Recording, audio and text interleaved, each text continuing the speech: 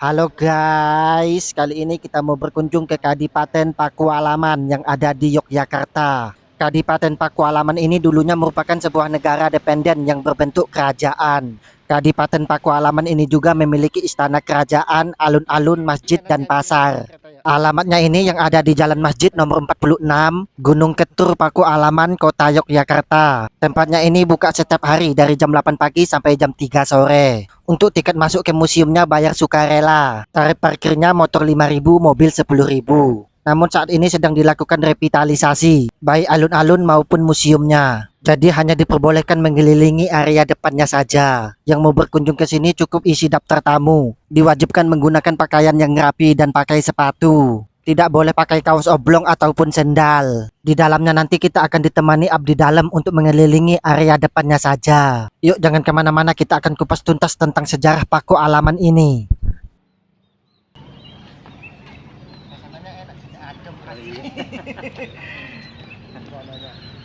Tapi sepi ya. Dulu katanya memang khusus buat apa? Kunjungan dulu, Pak. Oke, kali ini kita mau bahas awal mula berdirinya Kadipaten Pakualaman ini. Berawal dari perselisihan antara dua pangeran di masa pemerintahan Sri Sultan Hamengkubuwono ke-1, yaitu Pangeran Sundoro dan Pangeran Notokusumo, yang sama-sama mumpuni dalam bidang kepemimpinan ataupun kecerdasan. Pangeran Sundoro adalah putra mahkota dari Permaisuri Sri Sultan Hamengkubuwono ke-1, yang mana tahta kerajaan selanjutnya akan diturunkan kepada beliau, atau yang berhak menjadi Sri Sultan Hamengkubuwono ke-2. Sedangkan Pangeran Notokusumo adalah putra Sri Sultan Hamengkubuwono ke-1 dari selir Senggorowati. Oleh sebab itulah Pangeran Notokusumo tidak berhak bertahta di Kesultanan Ngayogyakarta. Akhirnya beliau mendirikan Kadipaten Pakualaman pada tanggal 17 Maret tahun 1813, yang sebelumnya Pangeran Notokusumo diangkat sebagai Pangeran Merdeka oleh pemerintahan Britania Raya atau Inggris, yang menjadikan Pakualaman ini sebagai negara dependen.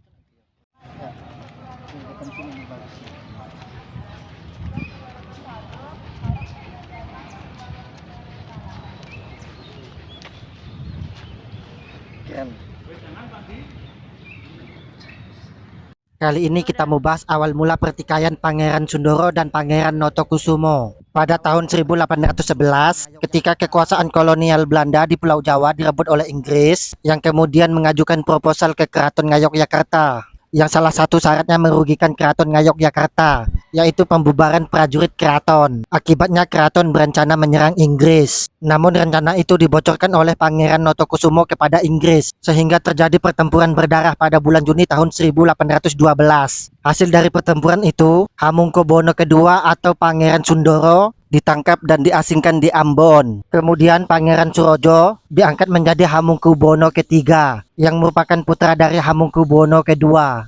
Kemudian atas jasa Pangeran Notokusumo saat membantu Inggris, dinobatkan sebagai Pangeran Merdeka di dalam Keraton Ngayogyakarta dengan gelar Pakualam I, dan menyepakati kontrak politik dengan Inggris pada tanggal 17 Maret tahun 1813.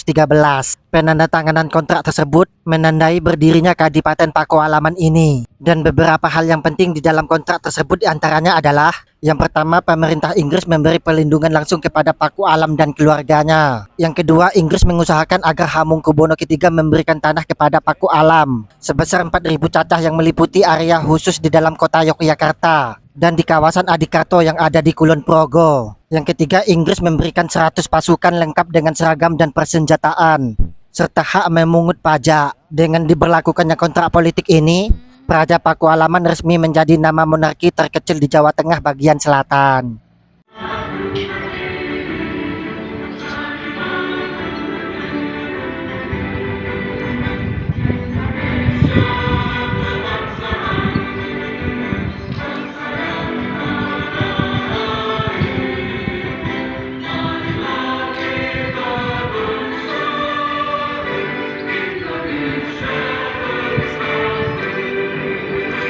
Hiduplah tanahku, hiduplah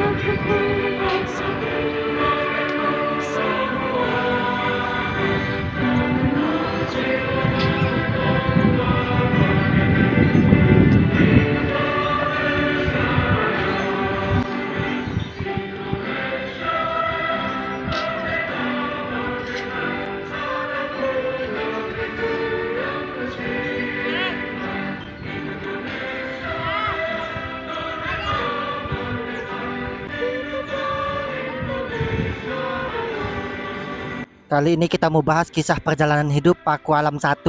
Setelah menandatangani kontrak dengan Inggris, Kadipaten Pakualaman diberi hak otonom, yakni daerah kekuasaan mencakup sebagian kota Yogyakarta dan wilayah Adikarto yang ada di Kulon Progo. Selain memerintah kadipatennya sendiri, Pakualam I juga merangkap sebagai wali dari Sultan Hamengkubuwono keempat yang naik tahta di usia 10 tahun, dikarenakan Sultan Hamengkubuwono III meninggal secara mendadak. Dan Pakualam I mengundurkan diri sebagai wali dari Hamengkubuwono keempat pada tahun 1820 ketika Hamengkubuwono kelima dinobatkan pada usia 3 tahun dan perwalian digantikan oleh keluarga keraton itu sendiri. Kemudian Belanda mendapatkan kembali kekuasaannya di Indonesia dari tangan Inggris pada tanggal 19 Agustus tahun 1816.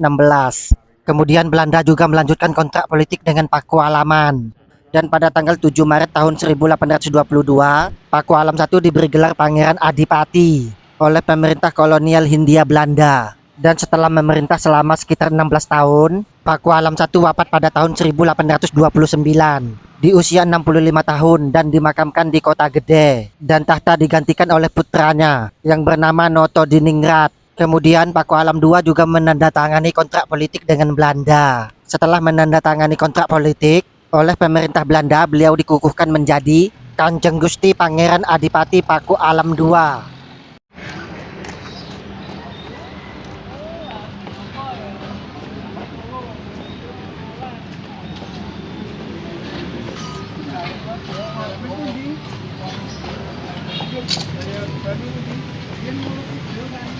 Oke, kali ini kita mau bahas bersatunya kembali Keraton Ngayogyakarta dengan Pakualaman. Awalnya dulu Kadipaten Pakualaman ini diperuntukkan Inggris dan Belanda untuk memecah belah kekuasaan Keraton Ngayogyakarta. Namun seiringnya waktu, pihak Keraton Ngayogyakarta tidak memandang lagi itu sebuah perpecahan karena adanya komitmen untuk menyatukan kembali dinasti Mataram. Begitu juga sebaliknya, dan puncaknya di masa kepemimpinan Sri Sultan Hamengkubuwono ke-9 dan Pakualam ke-8 telah menyepakati perjanjian secara damai antara Keraton Ngayogyakarta dengan Pakualaman, bahwasanya Kadipaten Pakualaman dengan legowo akan terus mendampingi Kesultanan Ngayogyakarta. Bahkan sesaat setelah proklamasi kemerdekaan Indonesia, dua tokoh tersebut dengan tegas menyatakan bergabung dengan NKRI. Dan pada tahun 1950, Sultan Hamengkubuwono ke-9 diangkat menjadi gubernur DIY yang pertama dan Pakualam ke-8 menjadi wakilnya. Tidak sampai di situ, pada tahun 1973, ketika Hamengkubuwono ke-9 diangkat menjadi wakil presiden yang kedua oleh Presiden Soeharto,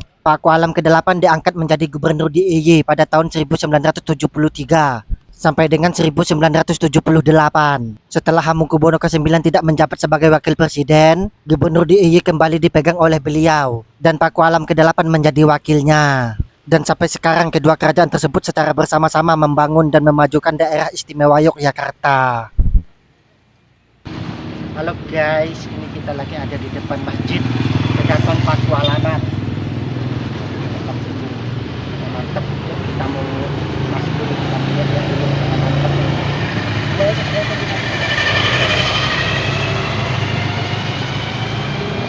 Oke, kali ini kita mau bahas fakta menarik tentang Kadipaten Pakualaman. Untuk penyebutan namanya bukan keraton namun pura atau Kadipaten Pakualaman, karena statusnya masih di bawah Keraton Ngayogyakarta. Sama halnya seperti Mangkunegaran yang ada di Solo. Penyebutannya juga Pura Mangkunegaran karena statusnya masih di bawah Kasunanan Surakarta. Selanjutnya Pakualaman dan Mangkunegaran mempunyai budaya yang sama, baik dari gelar maupun nama daerah sekitaran pura. Selanjutnya Pakualam ke-10 merangkap sebagai wakil gubernur daerah istimewa Yogyakarta, yang mana wakil gubernurnya selalu akan dipilih dari penerus Pakualaman. Begitu juga sebaliknya untuk gubernur selalu dipilih dari penerus Keraton Ngayogyakarta. Pura Pakualaman ini menjadi tempat tinggalnya Pakualam ke-10.